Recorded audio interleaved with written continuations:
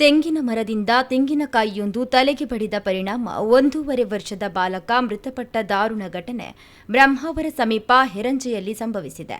ಮೃತ ಬಾಲಕನನ್ನ ದಕ್ಷ ಪೂಜಾರಿ 1.5 ವರ್ಷದವರು ಎಂದು ಗುರುತಿಸಲಾಗಿದೆ. ಈತ ಹೆರಂಜೆಯ ಪ್ರಶಾಂತ್ ಪೂಜಾರಿ ಹಾಗೂ ಸುಚಿತ್ರಾ ಪೂಜಾರಿ ದಂಪತಿಯ ಪುತ್ರನಾಗಿದ್ದಾನೆ.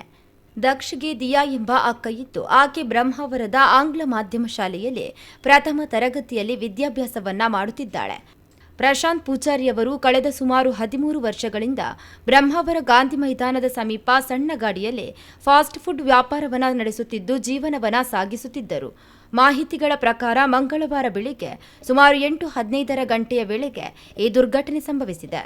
ಮಗಳು ದಿಯಾಳನ್ನ ಶಾಲಾ ಬಸ್ಸಿಗೆ ಕಳುಹಿಸಲು ಸುಚಿತ್ರಾ ಪೂಜಾರಿಯವರು ಮಗ ದಕ್ಷನನ್ನ ಕೈಯಲ್ಲಿ ಎತ್ತಿಕೊಂಡು ಮನೆಯಿಂದ ಹೊರಟಿದ್ದರು. ಈ ವೇಳೆ ರಸ್ತೆಯ ಬದಿಯಲ್ಲಿದ್ದ ಸುಮಾರು 40 ಅಡಿ ಎತ್ತರದ ತೆಂಗಿನ ಮರದಿಂದ ತೆಂಗಿನಕಾಯಿ ಕೆಳಗೆ ಬಿದ್ದು ದಕ್ಷನ ತಲೆಗೆ ಬಡಿದಿದೆ. ಗಂಭೀರವಾಗಿ ಗಾಯಗೊಂಡಿದ್ದ ಬಾಲಕನನ್ನ ತಕ್ಷಣ ಮಣಿಪಾಲದ ಕೆಎಂಸಿ ಆಸ್ಪತ್ರೆಗೆ ದಾಖಲಿಸಿ ಚಿಕಿತ್ಸೆ ನೀಡಲಾಗಿತ್ತು. ವೈದ್ಯರು ತಕ್ಷಣ ಶಸ್ತ್ರಚಿಕಿತ್ಸೆಯನ್ನು ನಡೆಸಿದರೂ ತಲೆಯ ಮೆದುಳಿಗೆ ತೀವ್ರ ಪೆಟ್ಟಾಗಿದ್ದ ಕಾರಣ ಚಿಕಿತ್ಸೆ ಫಲಕಾರಿಯಾಗದೆ ಬಾಲಕ ಮೃತಪಟ್ಟಿದ್ದಾನೆ ಎಂದು ತಿಳಿದುಬಂದಿದೆ.